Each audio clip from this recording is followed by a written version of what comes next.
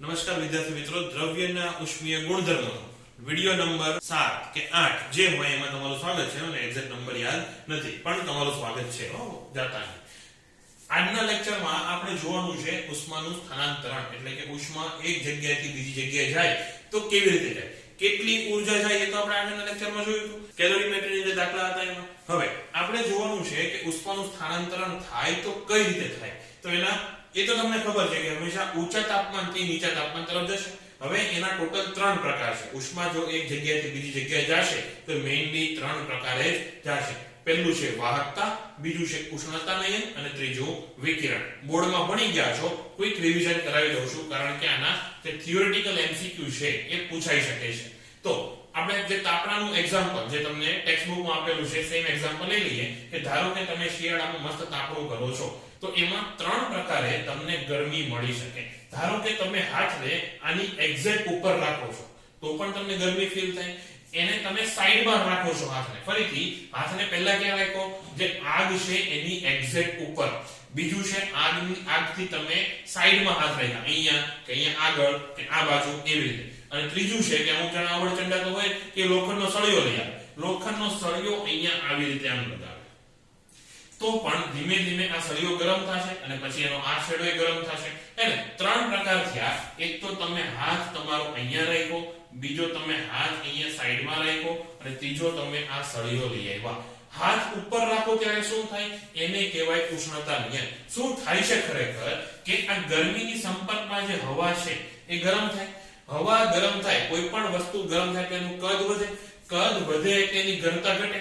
તો આ ભાગની હવા શું થઈ, આ ભાગની હવાની ઘનતા ઘટી ગઈ. હવાની ઘનતા ઘટી ગઈ, ઉપર જે હવા છે એની ઘનતા તો વધારે હતી હે. ધારો કે બેયની ઘનતા 1 કિલોગ્રામ પ્રતિ મીટર ક્યુબ હતી, પણ આની ઘનતા કેટલી થઈ ગઈ, 0.8 થઈ ગઈ. એટલે ઉપરની હવા ભારે થઈ ગઈ અથવા નીચેની હવા ઉપરની હવા કરતા હળવી થઈ ગઈ. તો આ હવા ઉપર જશે અને ઉપરની હવા નીચે આવશે. એટલે આ હવા જ્યારે ઉપર ગઈ ત્યારે તમારા હાથને ટચ થઈ એટલે તમને ગરમી ફીલ થઈ. આ સમજાણું? આ શું થયું તો કે જે તરલ ગતિ કરે, જ્યારે તરલ ગતિ કરે તાપમાનના ફેરફારને કારણે એ શું થઈ જશે, ઉષ્ણતાનયન. હવે જ્યારે ડિટેલમાં ભણવાનું થશે ત્યારે આની ચર્ચા કરશું, અત્યારે આને ભૂલી જાઓ. હવે વાત આવી વિકિરણની. વિકિરણ જો અહીંયા પણ ગરમી ફીલ થાય છે, પણ એવું તો નહીં થાય કે અહીંયાની હવા ગરમ થઈને અહીંયા જાય. હવા ગરમ થશે તો ઉપર જ જશે ને, એ ગુરુત્વાકર્ષણની દિશામાં જાય એટલે કે ઉપર અથવા નીચે. તો ઉષ્ણતાનયન ક્યાં થાય, ગુરુત્વાકર્ષણની દિશામાં. એ પણ ક્યારે, જ્યારે પ્રાકૃતિક ઉષ્ણતાનયન થતું હોય ત્યારે. ઉષ્ણતાનયનના 2 પ્રકાર, પ્રાકૃતિક અને કૃત્રિમ, પણ એ આપણે પછી જોઈશું. અત્યારે જો આ જે હવા છે એ ગરમ થઈને આમ સાઈડમાં તો જવા નથી, એ જશે તો ઉપર જ ને. તોય અહીંયા આપણને ગરમી શું કામ ફીલ થાય, તો કે આમાંથી વિદ્યુત ચુંબકીય વિકિરણો નીકળે છે. આમાંથી શું નીકળે છે, વિદ્યુત ચુંબકીય વિકિરણો. એ તમારા હાથ ઉપર પડે ત્યારે પણ તમને ગરમી ફીલ થાય. ત્રીજું છે કે આ જ્યારે તમે સળિયો લગાવ્યો એટલે શું થશે કે આના જે મુક્ત ઇલેક્ટ્રોન છે એ અહીંયાથી ગરમી લઈને ધીમે ધીમે આ છેડા સુધી ગરમી પહોંચાડશે. તો જે પહેલું છે વાહકતા, એ આ એટલે કે આ વાહકતા, આ છે ઉષ્ણતાનયન અને આ છે વિકિરણ. તો અત્યારે ઇન્ટ્રોડક્શનમાં આપણે આટલું રાખીએ, ડિટેલમાં પછી જોઈશું. આપણે ચાલુ કરવાનું છે વાહકતાથી. એક પાછળ થોડો બેસિક પોઈન્ટ લગાવી દો તો વાહકતામાં માધ્યમની જરૂર પડશે. માધ્યમ જરૂરી છે. વાહકતામાં માધ્યમ જરૂરી છે. જો આ સળિયો ન હોત તો પછી વાહકતાને લીધે તમને કોઈ ગરમી ફીલ ન થાય, એટલે આ શું થઈ ગયું, માધ્યમ થઈ ગયું. બીજું કે એમાં કણનું સ્થાનાંતર થતું નથી.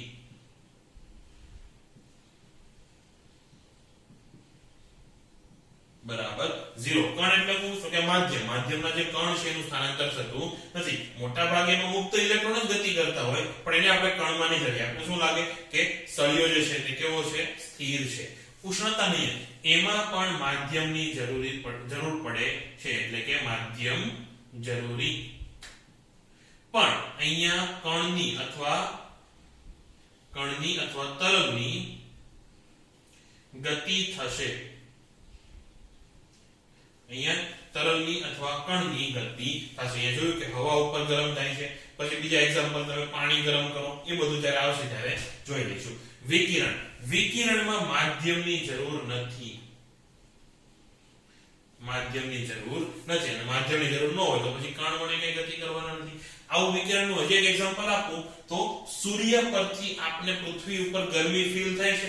સૂર્ય અને પૃથ્વી વચ્ચે કોઈ માધ્યમ છે ખરું? નથી. શું છે? મુક્ત શૂન્યાવકાશ છે કે નહીં? તો પણ ત્યાંથી ગરમી અહીંયા આવી. શું કામ? કારણ કે સૂર્ય ઉપરથી જે વિદ્યુત ચુંબકીય વિકિરણો આવે છે એ આપણી પર પડશે, એના કારણે તમને ગરમી ફીલ થાય છે. તો આ શું થઈ ગયું? વિકિરણ, અને એમાં માધ્યમની જરૂર નથી.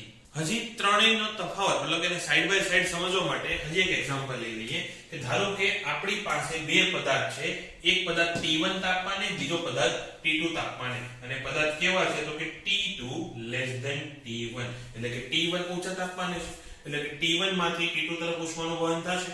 પણ ત્રણ અલગ અલગ કિસ્સા લેવાના છે. તો જો માધ્યમ હોય કે ન હોય, કયું સ્થાનાંતરણ હંમેશા થશે તો કે વિકિરણના કારણે હંમેશા સ્થાનાંતરણ થવાનું છે. એટલે કે T1 માંથી T2 તરફ હંમેશા વિકિરણ તો હશે જ, કારણ કે માધ્યમ હોય કે ન હોય એને તો કઈ લેવા દેવા નથી, એને તો પોતાની ઉષ્મા આપવી છે એટલે એ આપશે. તો વિકિરણ હંમેશા આવશે.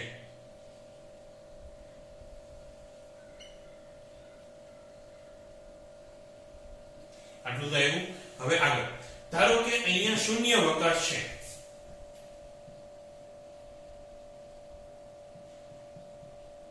તો બીજું કોઈ ઉષ્ણતા નિયમ કેવું કઈ આવશે? વાહકતા કે ઉષ્ણતા નિયમ નહીં આવે, કારણ કે શૂન્યાવકાશ છે તો માધ્યમ નથી. પણ શૂન્યાવકાશ છે પણ અહીંયા ધારો કે તમે કોઈ મેં લોખંડનો કે કોઈ ધાતુનો સળિયો લગાવેલો છે તો ઉષ્ણતા નિયમ નહીં આવે, કારણ કે હજી છે તો શૂન્યાવકાશ છે ને. આ માધ્યમ તો કેવું છે? સ્થિર છે, તરલ માધ્યમ નથી. તો અહીંયા શું આવશે? ખાલી વાહકતા. ખાલી વાહકતા તો નો કે વાહકતા પ્લસ વિકિરણ આવશે. શું? ઉષ્ણતા નિયમ નહીં આવે. આમાં માધ્યમ છે પણ તરલ માધ્યમ, ચલો એવું લખો, તરલ માધ્યમ છે. અહીંયા શું આવશે? ઉષ્ણતા નિયમ આવશે. એટલે કે કોઈ પણ રીતે અહીંથી ગરમ હવા થઈને આ બાજુ આવશે એવું ધારી શકો. તો આ શું થઈ ગયું? ઉષ્ણતા નિયમ કે શેનું? તરલ માધ્યમનું. અહીંયા પણ વાહકતા આવશે. તરલ માધ્યમ હોય તો વાહકતા નહીં આવે એવું નથી કહેતો. અહીંયા પણ તરલ માધ્યમ જ્યારે હશે ત્યારે વાહકતા કરતા ઉષ્ણતા નયનને કારણે ગરમીનું પ્રસરણ વધારે થશે. ફરીથી જ્યારે પણ તરલ માધ્યમ હોય એટલે કે પ્રવાહી હોય કે વાયુ હોય ત્યારે પ્રસરણ જે છે તે બંને રીતે થશે. વાહકતાની રીતે તો થશે જ, સાથે ઉષ્ણતા નયનની રીતે પણ થશે. પરંતુ એ સમયે જે ઉષ્ણતા નયનને કારણે જે ઉષ્માનું પ્રસરણ થાય છે એની કરતા જે વાહકતાને લીધે ઉષ્માનું પ્રસરણ થાય છે એની કરતા ઉષ્ણતા નયનને લીધે ઉષ્માનું પ્રસરણ ખૂબ વધારે થશે. એટલે એવું ધારી લઈએ કે વાહકતાને કારણે કોઈ પ્રસરણ થતું નથી. અને અહીંયા માધ્યમ પણ છે અને ધાતુનો સળિયો પણ છે, એટલે હવે બધું આવશે.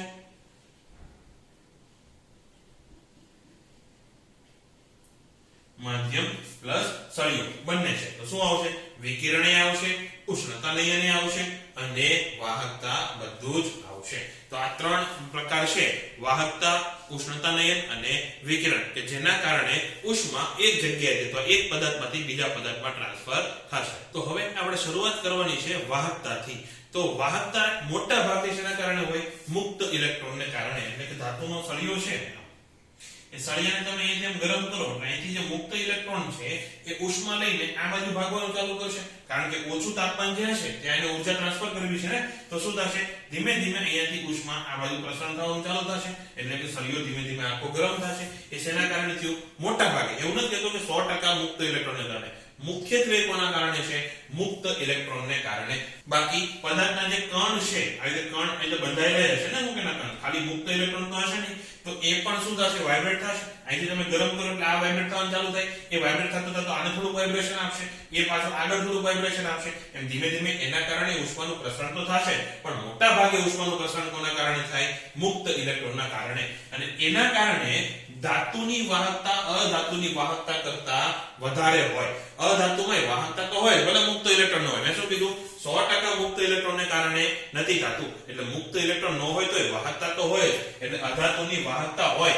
પરંતુ ધાતુ પાસે મુક્ત ઇલેક્ટ્રોન બહુ બધા છે એટલે એની વાહકતા અધાતુ કરતા વધારે હશે. એક એક્ઝામ્પલ આપું. ધાબા ઉપર તમે બે ખુરશીઓ મૂક્યા હોય, એક લોખંડની ખુરશી મૂકો અને એક લાકડાની ખુરશી મૂકો, તડકામાં બરોબર બપોરે મૂકી આવવાની. પછી સાંજે જ્યારે તમે બેસવા જાઓ તો કોની ઉપર પહેલા બેસશો? લોખંડની ખુરશી પર બેસાય? હે બધું તો લાકડાની ખુરશી ઉપર જ બેસશો. શું કામ? કારણ કે લોખંડની ખુરશી વધારે ગરમ લાગે. શું એનું કારણ એવું છે કે લોખંડની ખુરશીનું તાપમાન લાકડાની ખુરશી કરતા વધારે છે? ના. ફરીથી કહું છું, લોખંડની ખુરશી વધારે ગરમ લાગે છે, પરંતુ એનું કારણ એવું નથી કે એનું તાપમાન લાકડાની ખુરશી કરતા વધારે છે. શું કારણ છે? તો જો તમે લાકડાની ખુરશી ઉપર હાથ મૂકો ત્યારે લાકડામાંથી જે ઉષ્મા તમારા હાથમાં આવવી જોઈએ એ શેના કારણે આવે? લાકડા અને તમારા હાથની ઉષ્મા વાહકતાને કારણે ને. અને જ્યારે તમે લોખંડની ખુરશી ઉપર હાથ મૂકો ત્યારે લોખંડની ખુરશીની ઉષ્મા વાહકતા વધારે છે, એટલે વધારે ઉષ્મા તમારા હાથમાં આવશે, અને લાકડાની ખુરશીની ઉષ્મા વાહકતા ઓછી છે એટલે ઓછી ઉષ્મા તમારા હાથમાં આવશે, એટલે તમને ઓલી એટલી ગરમ નહીં લાગે, લાકડાની ખુરશી એટલી ગરમ નહીં લાગે. શું કામ? કારણ કે એમાંથી એટલી બધી ઉષ્મા તમારા હાથમાં આવતી નથી. પરંતુ એનો મતલબ એવો નથી કે બંનેના તાપમાન અલગ અલગ છે. તાપમાન તો બંનેના સરખા જ હશે. ઉષ્માગતિશાસ્ત્રના નિયમમાં આવશે ત્યારે આપણે જોઈ લઈશું કે જ્યારે ત્રણ પદાર્થને એકબીજાના સંપર્કમાં રાખ્યા હોય તો છેલ્લે તાપમાન તો બધાના સરખા જ થવાનું. એટલે તડકામાં જ્યારે તમે ખુરશી મૂક્યા હો ત્યારે તડકાનું એટલે કે વાતાવરણનું તાપમાન, ખુરશીનું તાપમાન અને લાકડાની ખુરશીનું મતલબ કે લોખંડની ખુરશીનું તાપમાન અને લાકડાની ખુરશીનું તાપમાન હશે તો ત્રણેય સમાન જ, પરંતુ લોખંડની ખુરશી ગરમ લાગે છે. શું કામ? લોખંડની ઉષ્મા વાહકતા વધારે છે એટલે. આશા રાખું કે આ તમને સમજાઈ ગયું હશે. અને મોટા ભાગે હવે આ જો 100% સાચું નથી હોય, અહીંયા કન્ડિશન સેપરેટ એવું કરી નાખો. કન્ડિશન સેપરેટ મોટા ભાગના કેસમાં જેમ ઘનતા વધારે હશે એમ એની પદાર્થની ઘનતા વધારે. જો કેવું મસ્ત લખ્યું છે, મોટા ભાગે વધુ ઘનતાવાળા પદાર્થની ઘનતા વધારે. ભૂલ છે મારી, વધુ ઘનતાવાળા પદાર્થની ઉષ્મા વાહકતા ઉવા લખું છું, તમે આખું લખી નાખજો. મોટા ભાગે વધુ ઘનતાવાળા પદાર્થની ઉષ્મા વાહકતા વધારે હોય, એટલા માટે જ ઘન પદાર્થની ઉષ્મા વાહકતા પ્રવાહી કરતા વધારે અને પ્રવાહીની ઉષ્મા વાહકતા વાયુ કરતા વધારે હશે. તો આ બધું તમારે એમસીક્યુ માટે યાદ રાખવાનું છે. આગળનો ટોપિક છે ઉષ્મા વાહકની સ્થાયી અવસ્થા. ફરીથી જે કોન્સેપ્ચ્યુઅલ એમસીક્યુ આવે એના માટે છે, આના કોઈ દાખલા આવશે નહીં. તો ઉષ્મા વાહકની સ્થાયી અવસ્થામાં ધારો કે આપણી પાસે એક સળિયો છે, ધાતુનો સળિયો છે. અહીંયાથી તમે એને ગરમ કરવાનું ચાલુ કરો એટલે કે અહીંયાથી શું થશે? તમે ઉષ્મા આપો છો એટલે ધારો કે અહીંયાથી ઉષ્મા આવે છે Q1, એટલામાંથી હવે તમે BC સેક્શન છે ને એની ઉપર ફોકસ કરો. આટલા જ ભાગ ઉપર તમે ધ્યાન આપો તો શું થશે? શરૂઆતમાં અહીંયાથી ધારો કે Q1 ઊર્જા આવી, Q1 જેટલી ઉષ્મા ઊર્જા B થી એન્ટર થઈ અને C થી Q2 જેટલી ઊર્જા નીકળી.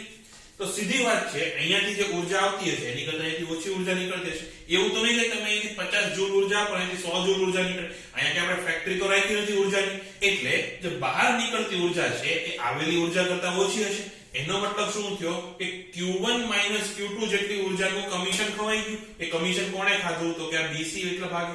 આ સમજાણું. ફરીથી BC જેટલા ભાગમાં અહીંયાથી કેટલી ઊર્જા આવે છે? Q1 ધારો કે 100 જૂલ ઊર્જા આવે છે. અહીંયા હું આગળ કેટલી આપું છું? 90 જૂલ ઊર્જા આપું છું. તો 10 જૂલ શું કરી મેં મારા ખિસ્સામાં નાખી. તો હવે 10 જૂલ માંથી કઈ વસ્તુ તો ખરીદવાનો નથી. એક ઊર્જાનું એ શું કરશે? તો એક ઊર્જાને કારણે BC ભાગનું તાપમાનમાં વધારો થશે. એટલે કે સ્ટાર્ટિંગમાં જ્યારે તમે આ સળિયાને અહીંયાથી ગરમ કરો છો ત્યારે બધા ભાગનું તાપમાન થોડું થોડું વધે છે. એટલે બધા શું કરે છે? અહીંયાથી ઊર્જા લે, થોડીક પોતાની પાસે રાખે, બાકી આગળ આપે. આગળ વાળો એવું જ કરશે, મારી પાસે થોડી ઊર્જા લે, થોડીક પોતાની પાસે રાખશે અને બાકી આગળ આપી દેશે. એવી રીતે બધાય થોડી થોડી ઊર્જા લેતા જાય છે. જેમ જેમ એ લોકો ઊર્જા લેતા જાય એમ એમ બધાનું તાપમાન વધતું જવાનું છે. એક સમય એવો આવશે, તાપમાન વધારતા વધારતા એક સમય એવો આવશે કે આનું તાપમાન ફૂલ થઈ જશે, એટલે કે અચળ થઈ જશે. હવે ધારો કે મારું તાપમાન અચળ થઈ ગયું તો હવે અહીંયાથી ઊર્જા આપી, મારું તાપમાન તો વધવા નથી, એટલે હું શું કરું છું? 100% ઊર્જા આગળ આપી દઉં છું. જો હું ઊર્જા મારી પાસે રાખી લઉં તો મારું તાપમાન વધી જશે ને. એટલે અહીંયા હવે જ્યારે તાપમાન અચળ થઈ જાય ત્યારે શું થઈ જશે? જ્યારે અચળ તાપમાને કે જ્યારે એનું તાપમાન અચળ થઈ ગયું ત્યારે Q1 બરાબર Q2 થઈ જશે. આ બધી થિયરી તમારે લખવાની જરૂર નથી. આનું લખેલું જે છે એ નોટ્સ તમને લગભગ મળી ગઈ હશે, અથવા નહીં મળી હોય તો મને મેસેજ કરી દેજો. વિડિયો જોતી વખતે હું તમને પર્સનલી સેન્ડ કરી દઈશ. ફરીથી કહું છું, આ જે થિયરી છે એ લખવાની જરૂર નથી. આખે આખી નોટ્સ હું તમને મોકલી દઈશ. હા, નોટ્સમાંથી કોપી કરવાનું છે. તમારે નોટ્સ તમારી રીતે લખવાની છે. આખે આખું પેજ કોપી એટલે છાપી નથી મારવાનું, તમારે તમારા શબ્દમાં લખવાનું છે. વિડિયો જોવો, પછી નોટ્સ વાંચજો અને પછી તમારા શબ્દમાં તમારી પાકી નોટમાં ઉતારજો, એટલે તમને આ થિયોરેટિકલ જે કોન્સેપ્ટ છે એકદમ ક્લિયર થઈ જાય. તો આવો પાછા અહીંયા. તો આ શું થઈ ગયું, જ્યારે તાપમાન અચળ થશે ત્યારે જેટલી ઊર્જા આવશે એટલી જ ઊર્જા આગળ પાસ ઓન કરશે. એવી રીતે અહીંયા પણ એક ઊર્જા મતલબ કે T2 તાપમાન જેવું કંઈક રાખેલું હશે. અહીંથી તમે ગરમ કરો છો T1 તાપમાને, તો અહીંયા ધારો કે બરફમાં ડૂબાડેલું છે તો બરફ અહીંથી પછી ઊર્જા લઈ લેતો હશે, એટલે કે પછી D પણ શું કરશે, અહીંયાથી ઊર્જા લેશે અને આ બાજુ એટલી આપી દેશે અને તાપમાન કેવું થઈ ગયું, આનું અચળ થઈ ગયું. એ અચળ તાપમાનની જે સ્થિતિ મળી એને કહેવાય સ્થાયી અવસ્થા. તો સ્થાયી અવસ્થામાં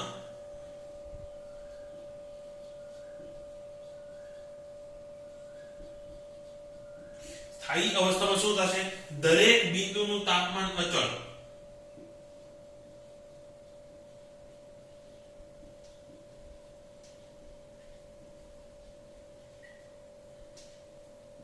દરેક બિંદુનું તાપમાન અચળ. હા, એનો મતલબ એવો નહીં કે બી નું તાપમાન ધારો કે 50 ડિગ્રી સેલ્સિયસ હોય તો સી નું તાપમાન 50 ડિગ્રી, એટલે તાપમાન સી નું બી કરતા ઓછું જ હશે. જે બાજુ ઉષ્માનું વહન થાય છે એ બાજુ તાપમાન આગળ જાવ ઘટતું જશે. જો બી અને સી ના તાપમાન સરખા છે તો ઉષ્માનું વહન જ નહીં થાય.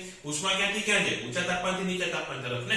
તો અહીંયા જો તાપમાન સરખું થશે નહીં, પરંતુ સી નું તાપમાન અચળ. એમ કહું કે જો બી નું તાપમાન 50 છે તો એ 50 જ રહેશે જો એ સ્થાયી અવસ્થા હોય તો. પરંતુ જેમ જેમ આગળ જાવ એમ તાપમાન ઘટતું જશે અને તેના કોઈ પણ આડછેદમાંથી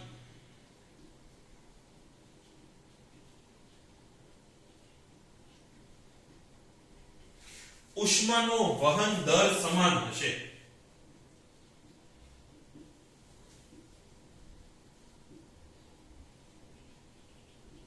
એટલે કે આડછેદ લો, ધારો કે એક આડછેદમાં અહીંયા લીધું, એક અહીંયા લીધું, એક અહીંયા લીધું. જો હું એમ કહું કે દર 1 સેકન્ડે 10 કેલરી ઊર્જા જાય છે, તો આ સેક્શનમાંથી દર 1 સેકન્ડે 10 કેલરી જતી હશે, આ આડછેદમાંથી દર સેકન્ડે 10 કેલરી જતી હશે અને આ ભાગમાંથી પણ દર સેકન્ડે 10 કેલરી ઊર્જાનું વહન થતું હશે. એટલે કે dq/dt સમાન હશે કોઈ પણ આડછેદ માટે. પછી સળિયાના જુદા જુદા બિંદુ આગળ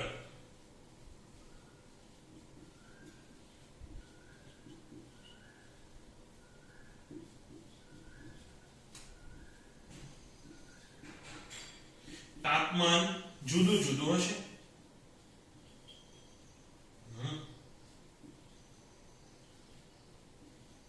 સળિયાના જુદા જુદા બિંદુ પાસે તાપમાન જુદું જુદું હશે અને એ રેખીય રીતે બદલાશે. અને તે રેખીય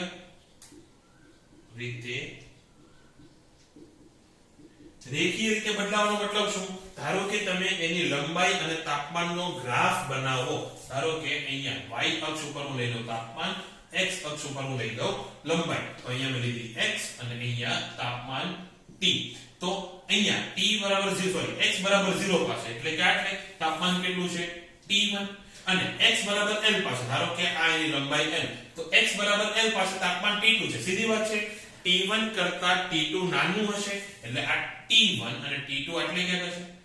તો એનો ગ્રાફ કેવો આવશે? તો આ બિંદુ મળશે ને કે l બિંદુ એ અથવા l લંબાઈ તાપમાન t2 અને 0 એ તાપમાન t1. તો ગ્રાફ આવશે એ આવો. આ નહીં, ગ્રાફ કેવો આવશે? આવો આવશે. આની આગળ તો આવો નથી કારણ કે લંબાઈ તો એટલું જ જાય છે ને. તો આ એનો ગ્રાફ થશે. તો એની ઉપરથી અહીંયા તમે કહી શકો કે t એ greater than tb greater than tc અને a ગ્રેટર ધેન td હશે. એટલે કે d નું તાપમાન બધાથી ઓછું અને a નું તાપમાન બધાથી વધારે. અને આનો જે ઢાળ આવશે એ શું થઈ જશે? dt/dx અથવા t1 t2 એના છેદમાં એની જે લંબાઈ હોય એ. આ શું થઈ ગયો? એનો ઢાળ. તો હવે આગળનો ટોપિક છે ઉષ્મા વાહકતાનું ગાણિતિક વિશ્લેષણ. તો ધારો કે આપણી પાસે એક સળિયો છે, એની લંબાઈ l, એનું તાપમાન t1 અને t2. તો એમાંથી એકમ સમયમાં પસાર થતી ઊર્જા એટલે એને શું કહેવાય? ઉષ્માનો વહન દર. એને આપણે દર્શાવીશું h થી. h એટલે શું? તો કે dq/dt. તો ફરીથી એકમ સમયમાં પસાર થતી ઊર્જા એક તો બે વસ્તુને સમપ્રમાણમાં હોય. એક તો એનું આડછેદનું ક્ષેત્રફળ. સીધી વાત છે, ક્ષેત્રફળ જેટલું વધારે છે તે વધારે ઉષ્મા પસાર થઈ શકશે અને બીજું એનું તાપમાન પ્રચલન. તાપમાન પ્રચલન એટલે શું? તો એ થાય dt ના છેદમાં dl અથવા dx. એકમ લંબાઈમાં તાપમાનમાં આવતો ફેરફાર એનું શું કહેવાય? તાપમાન પ્રચલન. તો ફરીથી એકમ સમયમાં પસાર થતી ઉષ્મા એ કોને સમપ્રમાણમાં હોય? તો કે આડછેદનું ક્ષેત્રફળ અને તાપમાન પ્રચલન એટલે કે dt/dx અથવા dt/dl. અને જો તમે આ સમપ્રમાણતા દૂર કરો તો તમને મળશે કે dq/dt બરાબર અચળાંક k એ dt ના છેદમાં dx અને અહીંયા એડ થશે માઈનસ. આ માઈનસ શું કામ એડ કર્યું? તો સીધી વાત છે, ઉષ્મા ધારો કે આ દિશામાં વહે છે તો ક્યાં તાપમાન વધારે છે? T1 નું તાપમાન વધારે છે કે T2 નું? તો કે T1 નું તાપમાન વધારે છે, કારણ કે ઉષ્મા ફરીથી ક્યાંથી ક્યાં જાય? ઊંચા તાપમાનથી નીચા તાપમાન તરફ. એટલે કે dt/dx તમારું ઋણ આવવાનું ને. જેમ જેમ તમે x વધારતા જાઓ એમ એમ તાપમાન ઘટવાનું છે. તો dt/dx કેવું આવશે? ઋણ. એટલે dq/dt નું મૂલ્ય ઋણ આવશે. એની ઋણ નો આવે એને આપણે ધન બનાવવા માટે આગળ માઈનસ સાઇન એડ કરેલી છે. બાકી એનો કાંઈ બીજું જરૂર નથી. તો dq/dt કેટલું થશે? dq/dt બરાબર થશે k a. dt એટલે કેટલું? તાપમાનનો ફેરફાર જ ને. તો ખરેખર તમારે અંતિમ માઈનસ પ્રારંભિક લખવું જોઈએ. T2 - T1 એટલે જ આપણે નેગેટિવ કર્યું હતું, કારણ કે T2 - T1 કેવું આવતું હતું? ઋણ આવતું હતું. એટલે અહીંથી માઈનસ હટાવી દઉં છું અને T2 - T1 ની બદલે હું લખું છું T1 - T2 એના છેદમાં dx. એટલે કે ટોટલ લંબાઈ એની કેટલી છે? એ છે l. તો આ થઈ ગયું એનું સૂત્ર કે dq ના છેદમાં dt બરાબર, અથવા આને કહી દો h, કે h બરાબર એ થશે k a T1 - T2 એના છેદમાં l.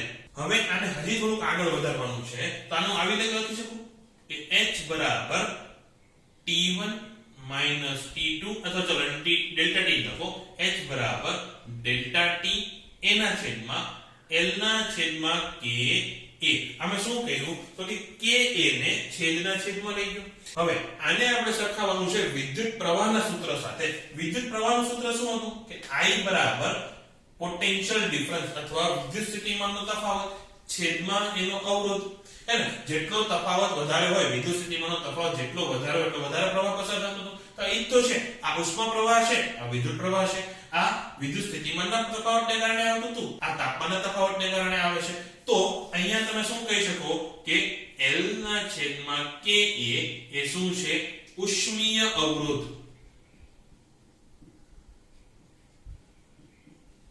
આ શું હતું? આ એક વિદ્યુત અવરોધ હતો. આ શું છે? ઉષ્મીય અવરોધ. હવે જો તમે આગળ થોડુંક યાદ હોય, આગળના ધોરણમાં આવ્યું હતું કે મને ખબર નથી, પણ R નું સૂત્ર શું આવે? એ આવે ρ L ના છેદમાં a. અને અથવા એવું લખી શકાય કે L ના છેદમાં સિગ્મા a. આ ρ શું છે? એ છે અવરોધકતા, વિદ્યુત અવરોધકતા, અને સિગ્મા શું છે? વાહકતા. અને બંને વચ્ચે સંબંધ તો જોઈને જ ક્લિયર છે કે ρ બરાબર શું હશે? 1 ના છેદમાં સિગ્મા.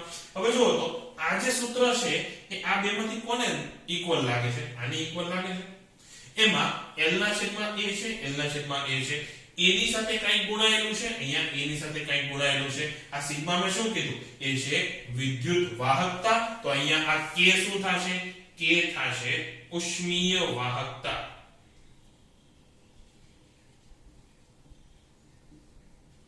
અને 1 ના છેદમાં k લઈ લો એટલે અહીંયા શું થયું? 1 ના છેદમાં સિગ્મા. 1 ના છેદમાં સિગ્મા આપણે શું કહેતા હતા? અવરોધકતા કહેતા હતા. તો 1 ના છેદમાં k ને તમારે શું કહેવાનું? ઉષ્મીય અવરોધકતા. આવી રીતે થશે. તો ઉષ્મા માટે પણ આ સેમ સૂત્ર બનાવી શકાય કે જ્યાં L/K શું છે અને તમે R કહી દો. R થર્મલ એટલે RT. તો RT શું થઈ ગયો? L ના છેદમાં K. એટલે તમે આવું પણ લખી શકો. ચલો હવે આને હું હટાવી દઉં છું. હવે આપણે વિદ્યુતનું કાંઈ કામ નથી. તો આની ઉપર તમે લખી શકો કે H બરાબર છે ડેલ્ટા T એના છેદમાં RT. અથવા ખાલી R રાખો. અત્યારે આપણે વિદ્યુતનું કઈ ચર્ચા નથી કરવાની, એટલે એને તમે ખાલી R રહેવા દો. તો આ R શું થઈ ગયો? L ના છેદમાં Ka. એને કહેવાય ઉષ્મીય અવરોધ. K શું છે? ઉષ્મીય વાહકતા. અને 1 ના છેદમાં K લઈ લો, K નો વ્યસ્ત લઈ લો તો આવે એને કહેવાય ઉષ્મીય અવરોધકતા. અને આના તમને એકમ અને પરિમાણ હોમવર્કમાં આપું છું.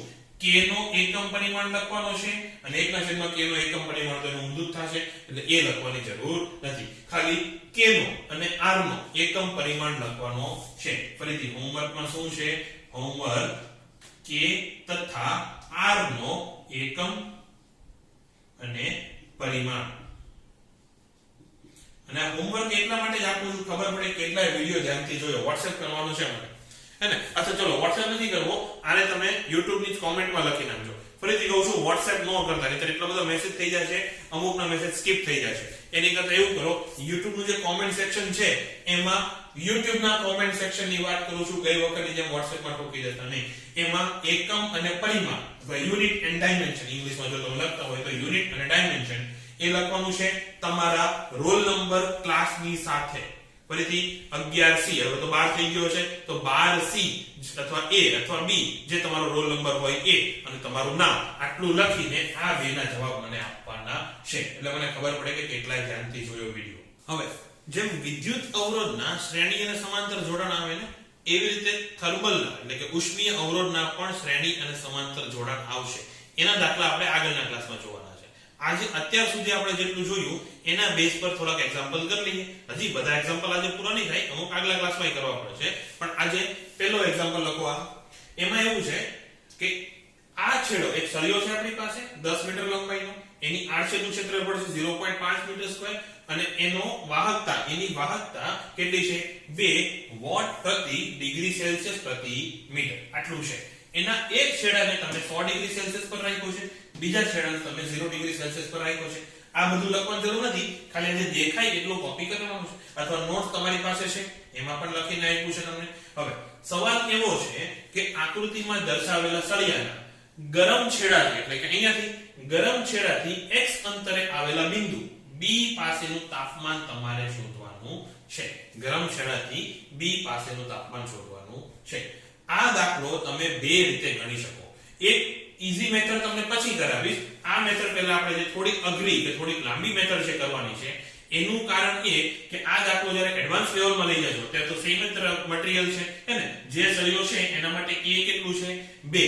જ્યારે બે અલગ અલગ મટીરીયલ હશે ત્યારે કેટલું લે, ત્યારે દાખલો કેવી રીતે ગણવાનો એના માટે અત્યારે આપણે પહેલા બીજી મેથડથી ગણવાનો થશે. તો જો મેં શું કીધું હતું કે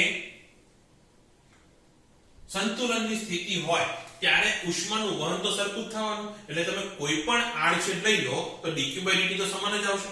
એટલા માટે ધારો કે એમ કહી દઉં કે આ છેડો A અને આ છેડો C છે, એટલે કે AC સળિયા માટે જે ઉષ્માનું વહન છે એ જ વહન BC સળિયા માટે થશે. ફરીથી AC સળિયા માટે ઉષ્માનું વહન જે છે એટલે કે dq/dt કોના માટે? AC માટે, સોરી AB માટે. એ જ થશે dq/dt કોના માટે? BC માટે. આ સમજાણું હે ને. આ સળિયાને બે અલગ અલગ સળિયા તરીકે લઈ લો કે આ સળિયો અલગ છે અને આ સળિયો અલગ છે. આ સળિયા માટે તાપમાનનો ફેરફાર કેટલો છે? તો કે 100 - T. આ સળિયા માટે તાપમાનનો ફેરફાર કેટલો છે? તો કે T - 0. થઈ ગયા બે અલગ અલગ સળિયા. હવે આમાંથી જેટલી ઉષ્માનું વહન થશે એટલું ઉષ્માનું વહન આમાંથી થતું હશે, કારણ કે સ્થાયી અવસ્થા છે. તો એના માટે dq/dt AB = dq/dt BC થશે. હવે આ કેટલું થશે? dq/dt નું સૂત્ર શું હતું? એ હતું k ગુણ્યા તાપમાનનો ફેરફાર. તાપમાનનો ફેરફાર અહીંયા કેટલો છે? તો કે 100 - T ગુણ્યા અહીંયા a આવશે અને છેદમાં એની લંબાઈ. ફરીથી એકવાર કહી દઉં છું, k એ તાપમાનનો ફેરફાર છેદમાં લંબાઈ હતી. આની લંબાઈ કેટલી છે? AB સળિયાની લંબાઈ કેટલી છે? x છે, તો અહીંયા લખો x. ઓકે, એના બરાબર આનું સૂત્ર એવું શું બનશે? તો મટીરીયલ તો સેમ જ છે એટલે k નો k રહેશે, a નો a રહેશે અને તાપમાનનો ફેરફાર અહીંયા કેટલો છે? તો કે T - 0. એના છેદમાં લંબાઈ કેટલી છે? L એટલે કે 10 છે માઈનસ x. આ L બરાબર 10 મીટર આપ્યું છે ને, એટલે 10 - x. આટલા ભાગની લંબાઈ કેટલી થઈ? 10 - x. હવે આનું સાદું રૂપ જ આપવાનું છે. આ કાકા તો ઉડી જશે એટલે k કેન્સલ. એટલે ખરેખર આ k અને a નું કંઈ કામ જ નહોતું. L બરાબર 10 મીટર ઇનફ હતું, ખાલી તમને કન્ફ્યુઝ કરવા માટે આપેલું હતું. તો હવે આનું સાદુરૂપ આપવાનું છે. હવે સાદુરૂપ હું ડાયરેક્ટલી આપી દઉં છું. સાદુરૂપ આપતા આવડશે એવી આશા રાખું. 12માં આવી ગયા ને એટલું તો હવે આવડવું પડશે. તો સાદુરૂપ આપતા x બરાબર આવશે 100 x નથી શોધવાનું, આપણે શોધવાનું છે તાપમાન. તો T બરાબર આવશે 100 - 10x. T કેટલું આવશે 100 - 10x. એટલે કે ધારો કે હું બિંદુ B એક્ઝેક્ટ મધ્યમાં લઈ લઉં તો x બરાબર કેટલું 5 આવશે. અહીંયા મૂકો 5. 100 - 5 એટલે કેટલું 50. તો અહીંયા તાપમાન કેટલું આવશે 50 ડિગ્રી સેલ્સિયસ. આવો એનો કંઈક મીનિંગ થાય. તો આ દાખલો આનો મતલબ કે x ની એની કિંમત આપી દે, આ બધી કિંમતો થોડી ફેરવીને DPP માં નાખ્યો છે. એટેમ્પ્ટ કરવાની કોશિશ કરજો અને એ પણ બંને મેથડ થી કરવાનું છે. એક તો આ મેથડ છે, બીજી રીત તમને આપું છું. બીજી રીત આ એકદમ ઈઝી, પણ આ ક્યારે વાપરવાની? જ્યારે સળિયાનું મટીરીયલ સમાન હોય ત્યારે, આખો એક જ મટીરીયલનો બનેલો હોય ત્યારે આ રીત વાપરવાની. બે અલગ અલગ સળિયા હોય, ધારો કેમ કે આ કોપર છે અને આ સ્ટીલ છે, ત્યારે આવી મગજમારી નહીં કરવાની, આ કરવાનું અને ઇજ્જતથી દાખલો ગણવાનો. ત્યારે આવી શોર્ટકટ લેવા બેસવાનું નહીં. તો બીજી રીત શું છે? તો કે અહીંયા લોકો લંબાઈ ત્રિરાશિ લગાવવાની. ઓકે, લંબાઈ અને અહીંયા તાપમાન નહીં, તાપમાનનો ફેરફાર.